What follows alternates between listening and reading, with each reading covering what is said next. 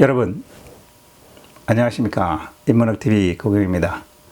제가 지난번에 올려드린 임진왜란 이야기 영상 중에 제8회 임진왜란 때 선조의 파천에 대한 후속 내용을 이번 시간에 전달해 드리려고 합니다.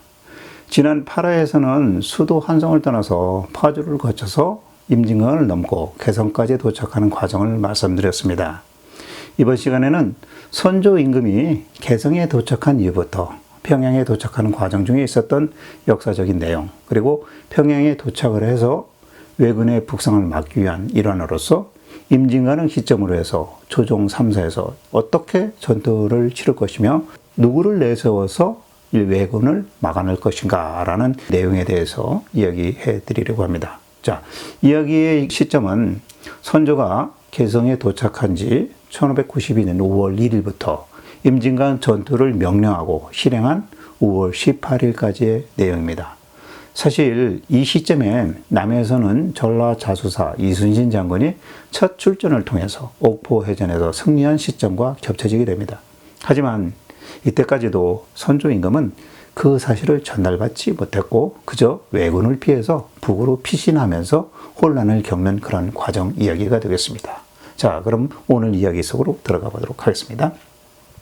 1592년 급하게 4월 30일 날 한성을 떠나서 5월 1일 개성에 도착한 선조는 우승지 신잡에게 교서를 써주면서 당신이 한성을 지키고 있는 무장들을 직접 가서 만나고 와라. 그리고 남쪽 한성의 상황을 살펴보고 오십시오. 라고 내려보냅니다. 이때 선조는 개성에 사는 백성들이 개성에 머물러 달라고 간절히 요청을 하니까 선조가 말하기를 당연히 내가 개성에 머물면서 왜란을 수습하겠다라는 약속을 합니다. 그래서 사실 선조는 그때까지만 해도 굳이 평양까지 갈 생각은 없었습니다. 개성에서 어떻게든 머물고 다시 한성을 차지할 그럴 생각을 갖고 있었던 거죠.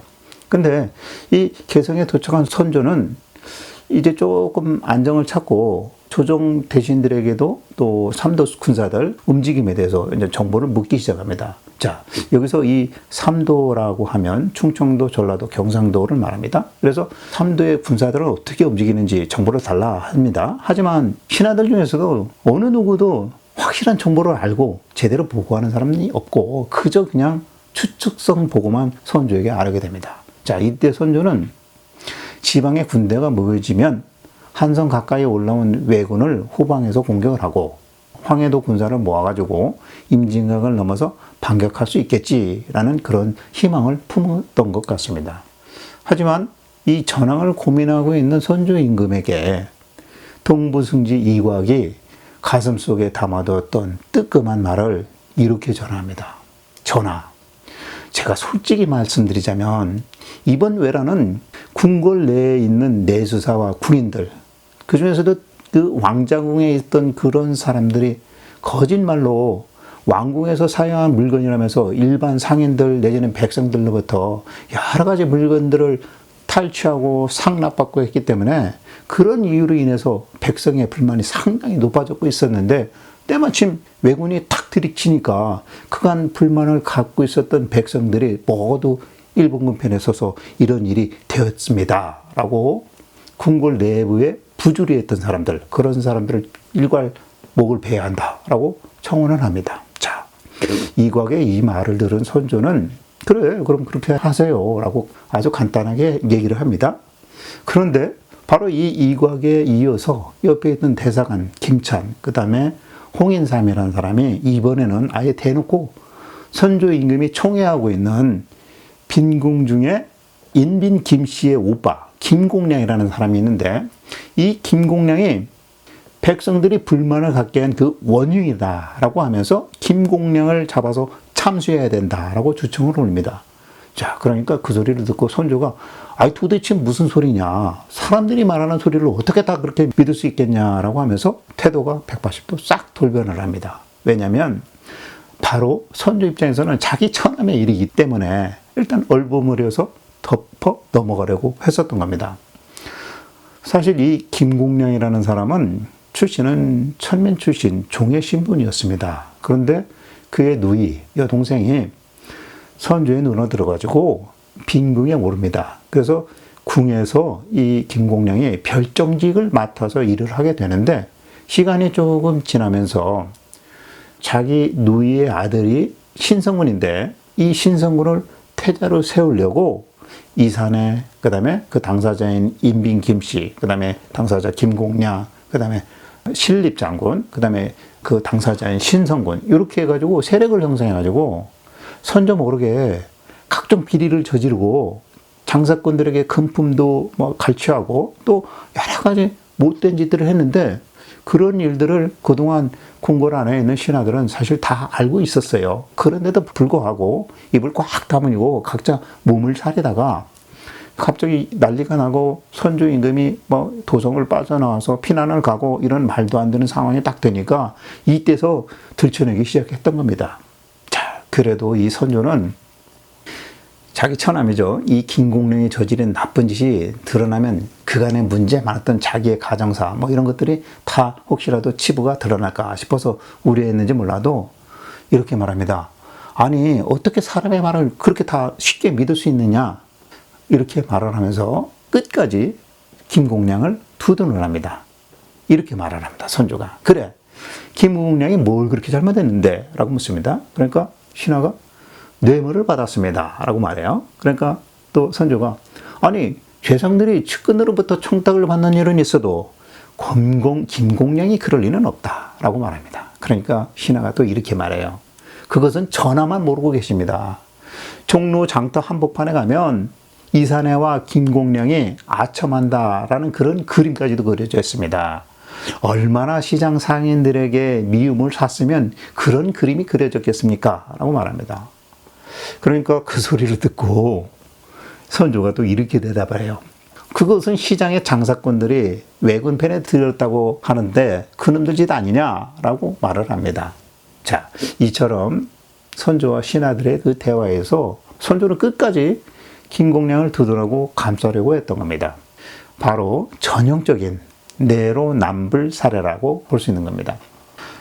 이 대화를 한참 옆에서 듣고 있었던 윤두수가 대충 분위기를 파악하고 애둘러서 끼어들면서 이렇게 말을 합니다. 어떻게 다른 종족들과 상종을 하겠습니까? 보나마나 그 사람들은 장사치가 아니라 아마 밀수꾼들의 소행일 겁니다. 라고 말합니다. 장사치가 아닌 밀수꾼, 그러니까 불법자들이 한 짓이다 라고 애둘러서 표현을 해서 선조 임금의 체면을 조금이라도 좀 살펴주려고 윤두수가 이렇게 표현한 것 같습니다. 한편 이 함성 소식을 알아보라고 내려갔었던 우승지 신잡은 파주까지 왔어요. 근데 아직 한성에 들어가지도 않았는데 한성이 이미 왜군 수중에 떨어졌다라는 그런 말을 듣습니다. 그러니까 신잡은 아예 한성에 들어갈 생각도 안 하고 그 자리에서 바로 돌아서 가지고 5월 3일자 개성으로 딱 돌아와서 선조에게 한성이 이미 함락되었습니다 라고 보고를 합니다. 자, 이 말을 들은 선조가 깜짝 놀라 혼비백산이 됐습니다. 바짝 겁에 질린 겁니다. 왜냐면 선조는 개성에서 좀 안정을 찾을 수 있을 줄 알았는데 벌써 한성이 함락됐다고 하니까 꽁지에 불이 붙은 거예요. 그러니까 한밤중에라도 당장 이 개성을 떠나서 평양을 가자라고 이렇게 재촉을 합니다. 그러니까 윤두수가 아니 한밤중에 길을 떠나면 가다가 길을 잘못 들을 수도 있고 또 한밤중에 임금께서 이동을 하시면 사람들이 겁을 먹을 수 있다. 그래서 우리도 혼란해질 것 같으니까 다음날 아침 해 뜨면 그때 출발합시다 라고 만류를 합니다. 그런데도 이 선조는 빨리 출발하자면서 지름길 없느냐라고 또 재차 묻습니다. 그때 그 옆에 있었던 이상홍이 무슨 불난집에 부채질하는 것도 아니고 이렇게 말을 하는 겁니다. 이미 우리가 한성에 있는 양곡 창고를 다 불태워버렸기 때문에 왜군은 식량을 구할 수 없을 것이고 그래서 이 왜군들은 아마 우리들을 바짝 출발해서 뒤쫓을 거니 우리 빨리 서둘러서 북쪽으로 올라가야 됩니다. 라고 오히려 선조의 그 마음을 부추깁니다. 그리고 이번에는 사헌부, 그 다음에 사관원, 호문관 이 3사라고 하는데 이 3사에서 김공량의 목을 베어 매달아야 합니다. 라고 정식으로 왕에게 요청을 합니다. 그러니까 선조가 또 김공량은 정사를 어지럽힌 적이 없다. 그리고 외적이 쳐들어온 이유가 어떻게 이 한 사람 때문에 외적이 왔다라고 말할 수 있느냐. 죄인에게 벌은 그에 맞게 처리를 해야지 너무 과하게 해서 안 된다. 차라리 효시하는 것보다는 그냥 감옥에 가두고 천천히 판결해보자 라고 말을 합니다. 결국 이 김공량은 선주의 이 두둔함에 의해서 원래 투옥되기로 했는데도 불구하고 그냥 방치돼서 함께 있습니다. 자, 그런데 결국 나중에 이 김공량은 자기의 신변에 불안을 느꼈는지 나중에 결국은 이제 도망치고 맙니다. 결국 죽지는 않아요. 자, 여러분, 여기서 우리가 보통 조직에서 있다 보면 공공의 적이 되는 사람들이 있어요. 그런 기분 아시죠? 마찬가지로 이 조정 신료들은 이런 난리통에도 누군가 희생양을 삼아야겠기에 그간 마음에 담아두었던 꼴보기 싫었던 김공량을 집요하게 벌하라고 선조를 압박했던 겁니다. 물론 김공량이 못돼 먹은 짓을 하긴 했죠. 그리고 이 선조는 자기가 사랑하는 빈궁의 오빠 김공량을 끝까지 감싸면서 두둔하게 바빴는데 임금이 그렇게 처신하면 솔직히 간신이라면 모를까 신하들 중에 누가 진심을 다해서 임금에게 충성을 하겠습니까? 선조는 이날 한강을 방어하라고 명령을 했던 김명원이 한강을 사저하지 못하고 패했다라는 소식을 또 추가로 듣습니다. 그래서 그날 당일 오후 4시, 오후 늦은 시간이죠. 그때 개성을 부랴부랴 출발을 해서 북쪽으로 옮겨가기 시작합니다. 사실 얼마나 마음이 급했는지 선조는 그때 한양 도성에서 개성까지 올 때 사실은 조상의 신주단지를 운반해 가지고 왔어요. 근데 얼마나 마음이 급했는지 개성에 그 신주단지를 그대로 두고 그냥 출발을 해버렸습니다. 그러니까 이 피난길에 정무사직은 이미 내팽겨져 있는 꼴이다라고 말할 수 있겠죠. 또 같은 날 파처 사실을 전혀 모르고 있던 이 전라자수사 이순신 장군은 사실 전라자수영 여수에서 일본 왜군을 상대로 첫 번째 해전을 위해서 출정을 결심을 합니다. 그리고 그 다음 날인 5월 4일 임진왜란 해선사의 첫 승리를 이루는 옥포를 향해서 여수 본영을 출발하는 그날이기도 합니다. 자, 그러면 이제는 선조 임금이 이동해 가는 그 경로를 지도를 보면서 설명해 드리도록 하겠습니다. 선조가 개성을 출발을 해서 평산을 지나자 윤두수는 선조에게 이렇게 말을 합니다. 임금님께서 유동 땅을 넘어서 명나라로 들어가시지만 않는다면 저희 신하들도 분발을 해서 이 평양성을 확실히 지켜내겠습니다 라고 말을 합니다. 자, 근데 그 소리를 들은 선조 들은 채 만취합니다. 왜 이랬는지 모르겠어요. 뭐 쓸데없는 소리다라고 생각했겠지만 일단 선조는 오히려 여기서 용천까지 얼마나 남았냐라는 질문을 하십니다. 자, 이때 사실 그 옆에 있는 신하들 중에서 얼마가 남았다라고 정확하게 말하는 사람은 사실 아무도 없었습니다. 그저 그냥 두리뭉실하게 이제 밤이 늦어졌습니다. 내지는 옛날에 고려시대에도 왕께서 직접 파천한 사례가 있습니다. 라니 뭐 이런 얘기를 하면서 엉뚱한 소리만 합니다. 그러니까 그때 듣다 답답해진 선조 임금이 아니 도대체 당신들은 말로만 공부하고 있을 겁니까? 라는 말을 하면서 성질을 버럭 내버립니다. 그러니까 그때 분위기가 갑자기 싸늘해지면서 정막이 쫙 깔립니다. 그러니까 바로 이때 윤두수가 또다시 나서면서 대화의 주제를 이렇게 돌려버립니다. 우리가 물러난 만큼 적들이 다가오고 있는데 장수 신할은 나아가서 싸울 생각은 않고 우리 일행을 따르고 있으니 저는 크게 놀랍습니다. 라고 말합니다. 자, 여기서 장수 신할은 바로 충주 탕금대에서 전사한 신립장군의 친동생입니다. 선조는 윤두수가 한 이 말을 듣고 바로 신하를 피난하는 일행을 따라오지 못하게 하고 명령을 내립니다. 장수가 전장에 나갈 것이지 왜 피난민을 따라서 나섰느냐 이 말이죠. 그리고는 곧바로 수도 한성에 대한 추가 정보가 있는지도 또 묻습니다. 그러니까 신하들 중에서 누구도 그에 대해서 확실한 대답을 하지 못합니다. 그저 뭐하더라라는 말만 되풀이를 합니다.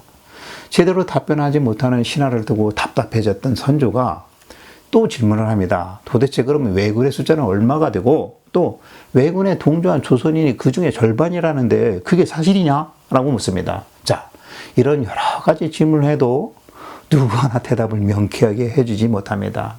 그러니까 이번에는 또 한번 윤두수가 나서서 이야기 주제를 또 돌립니다. 이렇게 말합니다. 한성의 도성 안에서 말을 관리하는 사람 사복씨가 엄청나게 많은데 전부 다 도망가 버리고 우리와 같이 가는 사람은 제후 4명만 남아있습니다. 그러니 도망간 이 사복씨놈들 모두 잡아들이라고 이 경기감사에게 명령하시기 바랍니다. 라고 청원을 합니다. 사실 선조가 빨리 피난은 가야 되겠는데 더디다고 자꾸 성질을 내니까 윤두서가 말 관리하는 놈들이 대다수 도망갔다 그러는 바람에 피난하는 일행이 대부분 도보로 걸어서 가게 되는 거 아니냐라는 것을 은근슬쩍 비추면서 돌려 말했던 겁니다.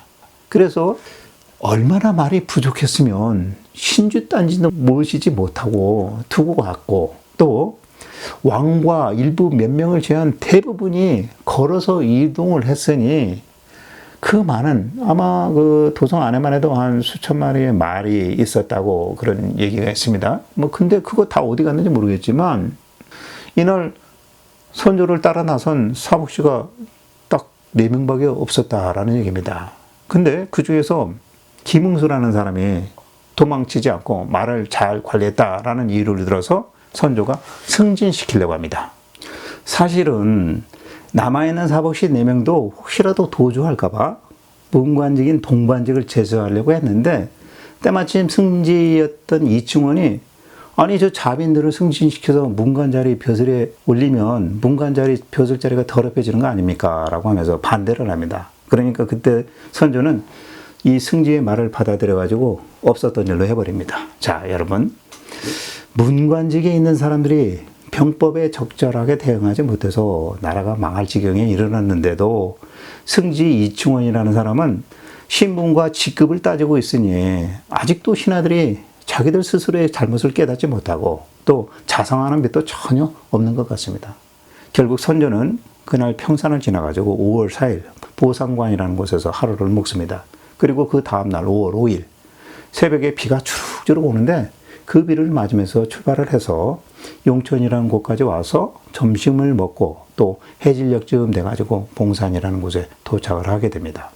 자, 근데 이날 하루에만 무려 약 한 56km 정도를 이동을 한 겁니다. 무척 빠르게 움직였죠. 이 정도 거리면 지금 서울에서 아마 가평 정도의 거리가 되지 않겠나라는 생각이 듭니다.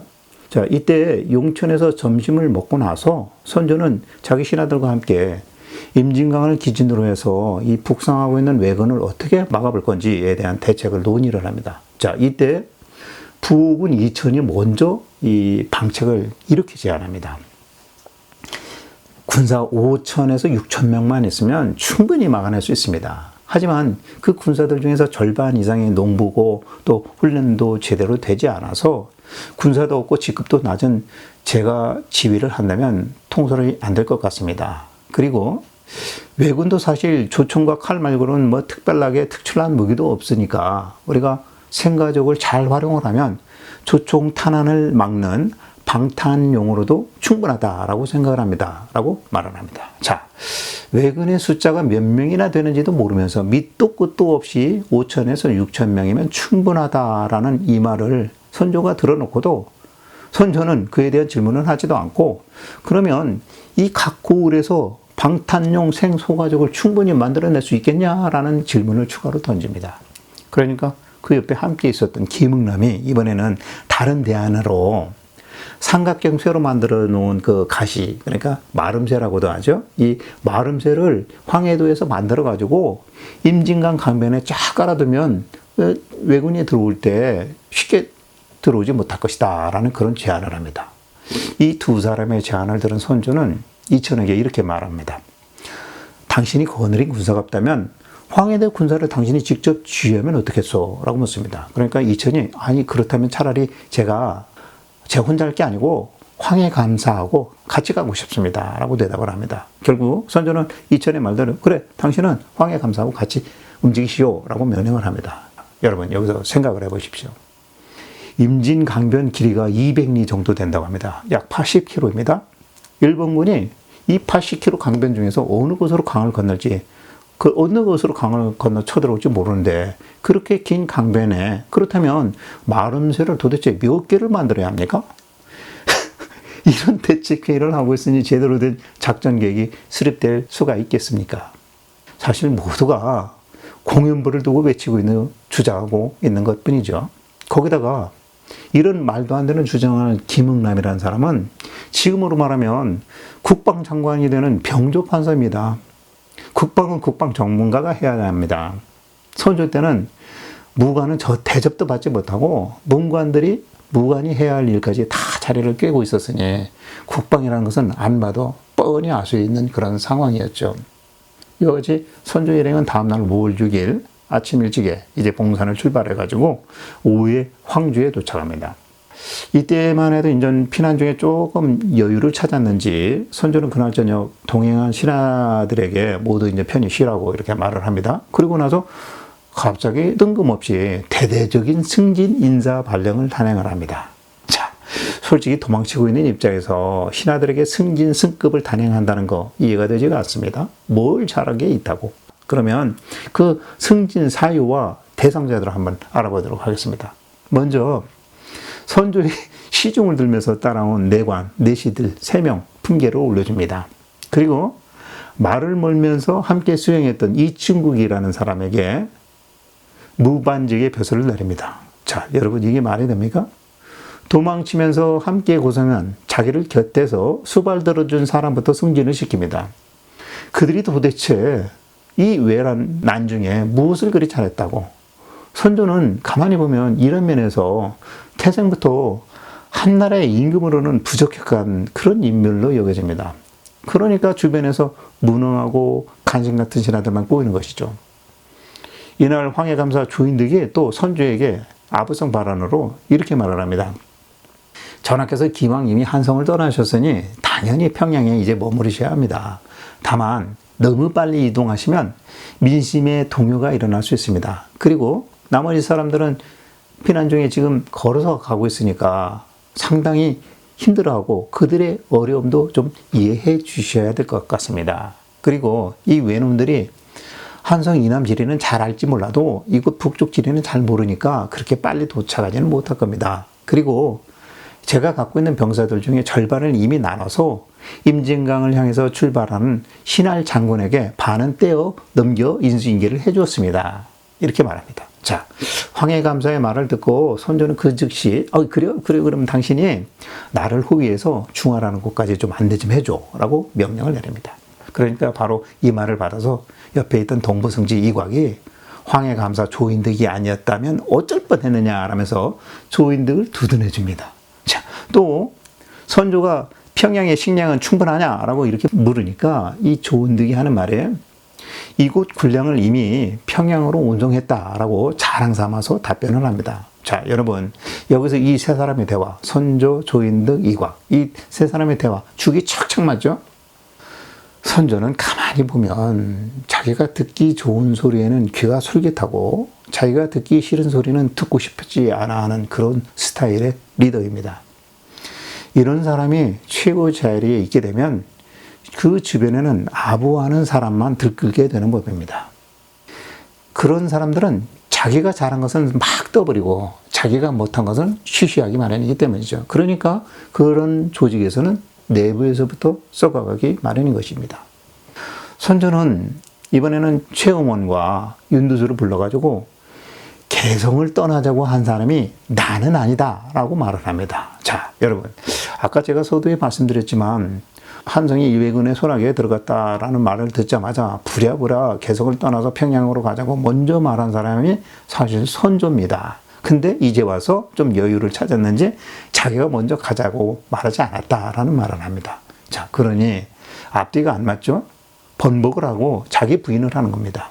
이때 윤두수는 그 말을 듣고 동문서답을 합니다. 이렇게 말합니다. 황해도 군사가 정예병이니까 여기서 장수를 선발을 해서 도순찰사라는 직위를 주고 임진강 쪽으로 보냅시다 라고 이렇게 제안을 합니다. 자, 이때 선조는 장수가 강직해야 병사들이 흩어지지 않는다라고 말하면서 그의 적임자로 신하를 추천을 합니다. 자, 이 신할 역시도 자기 형 신림을 닮아가지고 좀 용맹해 보이고 저돌적인 것으로 용감해 보이지만 사실은 좀 무모하고 저돌적이라서 병사들을 사지로 몰아내는 일을 한 그런 인물이었죠. 근데 이 선조는 그것도 모르고 그의 동생 신하를 우두머리로 세우자라고 제안을 한 겁니다. 그리고 이 신하와 임금은 임진강을 현재 방어하고 있는 도원소 김명원이 나아가서 싸우지는 않고 그냥 지키고만 있다라고 말을 하면서 상당히 김명원에 대해서 불만이 많았습니다. 사실 그때까지만 해도 한성에 들어온 왜군이 10만 명이 넘는다는 것을 그 누구도 모르고 있었기 때문이에요. 10만 명이 수도 한성에 있는데 그거를 넘어가서 공격을 한다? 5, 6천 명이면 충분하다? 말도 안 되죠. 자, 그와 같이 윤두수가 결국은 한흥인을 도순찰자로 인선합시다 라고 제안을 합니다.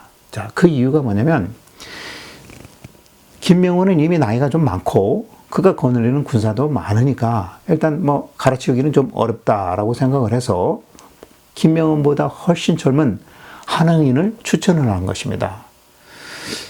이와 같이 윤두수의 제안을 다 듣고 선조는 신립장군에 대한 미련이 좀 남았는지 갑자기 신립장군이 진짜 죽었습니까? 라고 묻습니다. 그러니까 그때 이 최응원이 말하기를 이렇게 말합니다.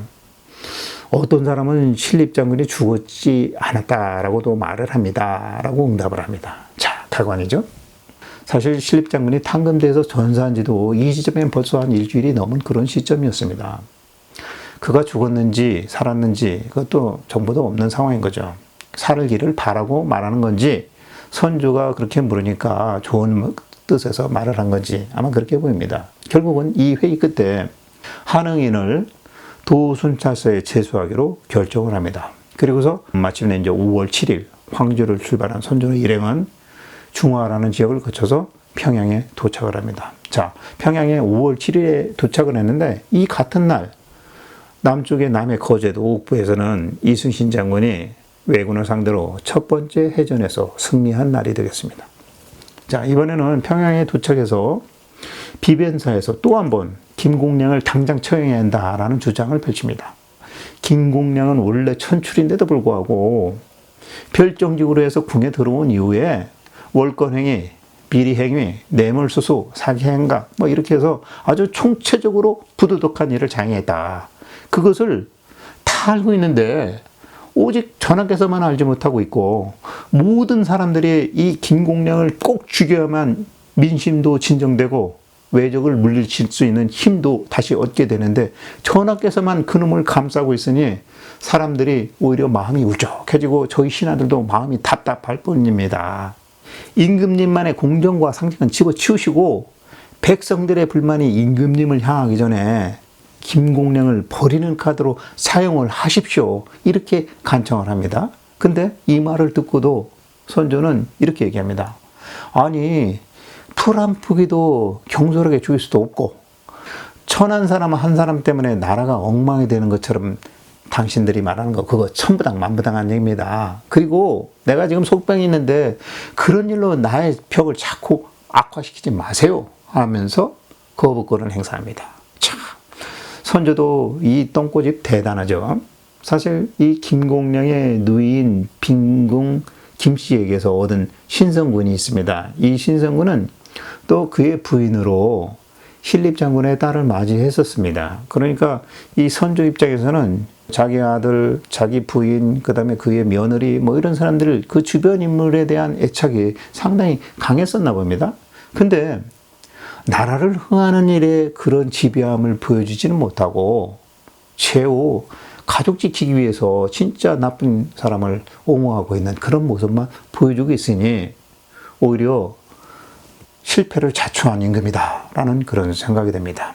자, 평양에 도착한 선조는 그동안 피난 중에 제대로 식사도 하지 못했다는 그런 생각이 딱 들어가지고 살아있는 신선한 생물로 식단을 준비해라 라고 명령을 합니다. 그리고 자기를 포함해가지고 세자, 그 다음에 후군들까지 하루 세 끼 꼬박 먹을 수 있도록 해주고 그 다음에 그들을 수발드는 나인들까지도 최소한 하루 두 끼는 반드시 공급해줘라 라는 지시를 내립니다. 나라는 엉망이 되었는데 먹는 것은 맛있는 생물로 준비하고 신선한 걸로 준비하고 또 자기 식솔들 잘 챙기라는 이런 음식에 대한 이야기, 투정을 부린 듯한 이미지가 느껴지게 됩니다. 사실 먹는 게 또 중요하지만 지금 상황에 먹는 것 가지고 얘기할 그런 상황이 아닌데도 그런 말을 한 것이죠. 또 그것을 조선의 사관이 선조실록에 그대로 기록을 했었던 겁니다. 자, 그러면 이제 임진간 방어를 위해서 왜군을 어떻게 막아 나갈 건지 또 이 누구를 장소로 선택할 건지를 가지고 조정의 신하들이 임금과 같이 상의를 하는 이야기 내용을 말씀드려 보도록 하겠습니다. 평양에 도착해서 안정을 찾은 조정은 이제 선조에게 다시 예전처럼 경연을 시행할 것을 추청을 합니다. 그리고 선조는 그 당시만 해도 이제 각 지역에서 올라온 여러 정보들을 얻기 위한 일을 합니다. 그 중에서 남쪽에서 올라온 선정관 민종신을 통해서는 원균이 외선 30척을 격파했다라는 그런 소식을 전달받습니다. 그런데 사실 이 소식은 이순신 장군이 이룬 전과가 엉뚱하게도 원균이 한 것으로 둔갑되어 전달된 것이죠. 그리고 또 삼도, 그러니까 충청, 전라, 경상도로 이루어진 삼도군은 근황군이라고 해가지고 약 5만 명이 구성되어서 현재 수도 한성을 되찾기 위해서 남쪽에서 서울 수도를 향해서 올라오고 있다라고 보고를 합니다. 자, 그러니까 그때 선조가 그럼 우리 여기 평양에서도 군사를 보내야 됐다라고 말을 합니다. 그러니까 그 소리를 듣고 민종신이 제가 볼 때는 평양에서는 용사 100명만 보내도 충분하다라고 말을 합니다. 자, 도대체 용사 100명이 어떤 역할을 한다는 것인지 저로서는 사실 이해되지는 않지만 말인지 방구인지 몰라도 입에서 나오는 대로 마구 중얼인 것 같습니다. 이 민종신은 사실 확인되지 않은 내용을 과대 포장을 해서 사실인 양 보고했던 것이고 선조는 그것을 그대로 믿어버린 겁니다. 심지어는 선조가 부산포에는 왜군이 몇 명이나 있느냐라고 물으니까 이 선정관이 부산포까지는 내려가지도 않아놓고서 부산에 머물고 있는 왜군은 100명 정도 머물고 있습니다 라고 보고를 합니다. 자, 환장하겠습니다. 이 100명이 뭐가 꽂혔는지 물으면 매번 100명이라고 얘기는 안 해요. 자, 이와 같이 허위 보고를 마치 신이 나서 줄줄이 보고하고 있습니다. 결국 이런 희망적인 보고를 받은 선조, 그의 품성대로 민종신에게 오품의 관직을 제수하고 바로 임진강에 파견을 할 때 한흥인 그 장소를 따르도록 지시를 합니다. 자, 선조의 이와 같은 인사정책 한마디로 보면 엉망입니다. 이런 식이라면 차라리 한성을 수복하고 왜군을 모두 물리쳤다고 보고해도 선조는 믿을 것도 같습니다. 결국은 5월 10일 이 선조는 한흥인을 직접 만납니다. 그래서 한흥인에게 당신 장소를 임명할 건데 전쟁을 어떻게 수행할 건지 한번 얘기해 보십시오. 이렇게 말합니다. 자, 이때 선조가 그렇게 물으니까 한흥인이 이렇게 말을 합니다. 군사들 중에 말이 없는 사람이 많은데 말 좀 지원해 주십시오 라고 부탁을 합니다. 그러니까 선조는 그래 그럼 내가 말을 지원해 줄게 라고 약속을 합니다. 자, 그런데 사실 이 선조가 말이 없어서 피난을 빨리 못 왔잖아요. 고생하면서 늦게 왔던 거 아닙니까? 그거 다 잊어먹었는 모양입니다. 어디 뭐 평양에 도착하면 하늘에서 말이 뚝 떨어집니까?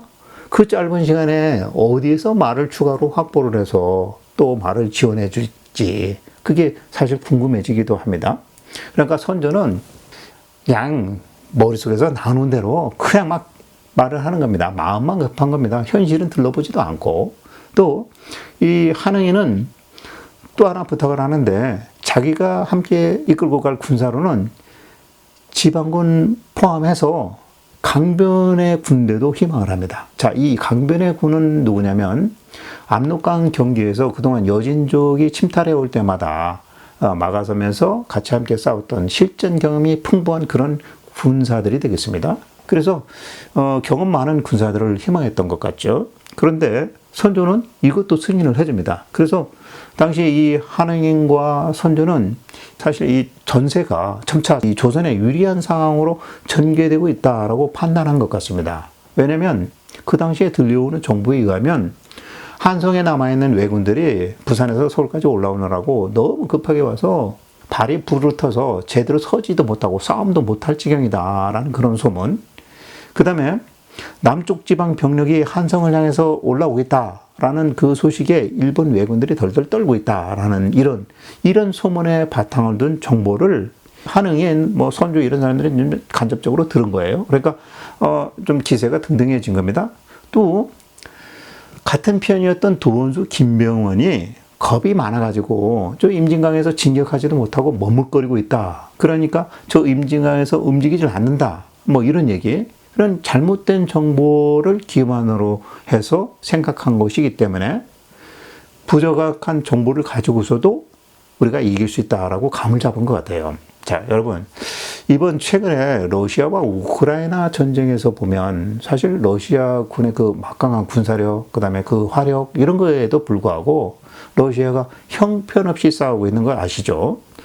사실은 사전 정보력도 제대로 파악하지 못하고 또 러시아 군의 그 지휘 계통도 제대로 통합되어 있지 않았고 훈련되지 않은 그런 병력, 그 다음에 러시아 군의 그 막강한 화력을 지원하는 그 무기들이 사실은 방산 비리 때문에 각종 무기가 전쟁에 막상 나가니까 결함들이 발생해서 제대로 싸우지도 못하고 파괴되고 뭐 이런 게 원인이 되지 않겠습니까? 마찬가지로 이 조선도 사실은 일본이 갖고 있는 조총을 제외하면 화력 면에서는 사실 조선이 더 강했습니다. 조선에는 포가 있었어요. 그리고 말도 많았습니다. 그런데도 불구하고 조선의 군들은 우호합지졸이 되어버렸던 겁니다. 결국은 뭐냐? 국방은 정보력입니다. 왜군이 침입할 가능성이 있다라는 그런 정보가 있었는데도 불구하고 그것도 무시했었던 거죠. 그리고 그 이전에 상주전투에서 이일장군도 그랬고 충주전투에서 신립장군도 그랬습니다.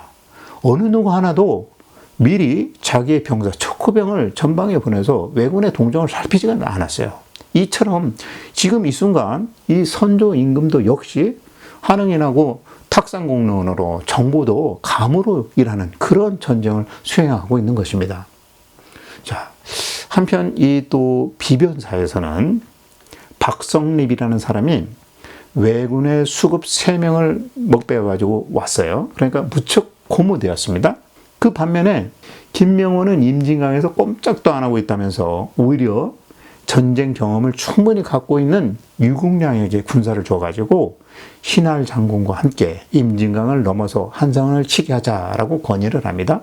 그리고 또 이조에서는 이 외구 머리를 배운 박성립에게 그의 그 공로를 참작을 해서 풍계를 올려주려고 하는데 한성에서 피난 올 때 이조의 그 관인을 두고 왔으니까 도장을 못 찍어주니까 그 대신 승지의 이름을 쓰고 승정원의 관인을 찍어서 풍계를 올려주겠다라고 선조에게 승낙을 요청합니다. 그러니까 선조가 그렇게 해라고 말하죠. 자, 사실 얼마나 위급했으면 한성을 빠져나올 때 인장도 안 가지고 도망왔겠습니까?